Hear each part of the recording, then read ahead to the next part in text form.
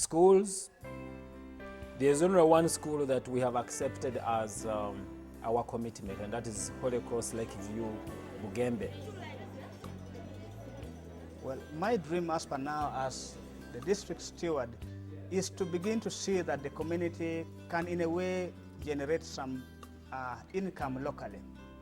For instance, my dream is to see that Holy Cross Lakeview, which initially was meant to serve the poor student, should also eventually be able to generate some income. This school is called Holy Cross Lakeview because it is positioned or located just by the shores of Lake Victoria.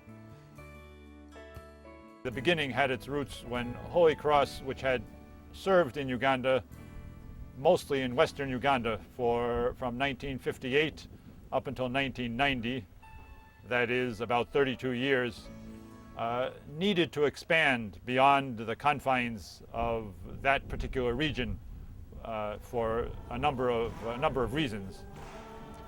And a parish was begun here in Jinja, on the outskirts of Jinja, in a suburb called Bugembe. The school began as a parish school. It was started by the Father Hesse, the pastor of Holy Cross Parish, Bugembe, and by Brother Paul Kasande. And so the school was basically the responsibility of the parish and of the surrounding community. The people in the parish had almost no opportunity for their children to continue education beyond the primary level. The reason for this was the small number of secondary schools, especially in this area, and the economic condition of the people, which was still rather meager. They needed schools which could accept students who had gone to primary schools of somewhat simple nature, of not a very high standard, and so a school that could accommodate people who had ability, but whose ability still wasn't tapped because of the limitations of their original primary education. The school began with about 50 students, some of them still without shoes, all of them day students walking from nearby homes, and many of them with relatively weak results from primary school.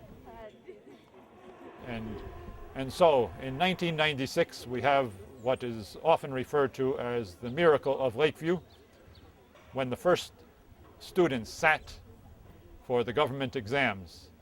And those students performed so well that the school was listed among the best 50 schools, which appeared every year in the newspaper, was something which was headline news and which was always waited for very expectantly by all parents, teachers, and headmasters and headmistresses in the country. And there was this very fledgling school appearing with what we would call the giants here in Uganda. Are there any questions? Parents soon began to demand for boarding facilities, and the schools gradually began its transformation into a boarding school.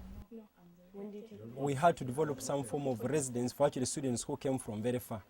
And the students who are housed and they don't come from home stay in what we call hostels. While in the hostel, we take on a number of responsibilities by supervising students, like we organize their preps, and we also run other programs within these hostels. So the hostel is a continuation of the school life. So at the end of the day, the students get back to the hostels where they have to get their meals, they get to study, they get to sleep, and to get prepared to come to school the next day. So the school has, again, continued to expand in that way. The school facilities, of course, are actually fairly simple. Because of that commitment to the poor and the disadvantaged, every effort was made not to sink so much money into the school buildings, and they were kept as simple as possible, but to put that money into the teachers, and especially into textbooks. Textbooks, I think, were a high priority from the beginning. And the Holy Cross Sisters did much to donate both for textbooks, lab equipment, and many other items to, I would say, push the school and assist in that very good performance.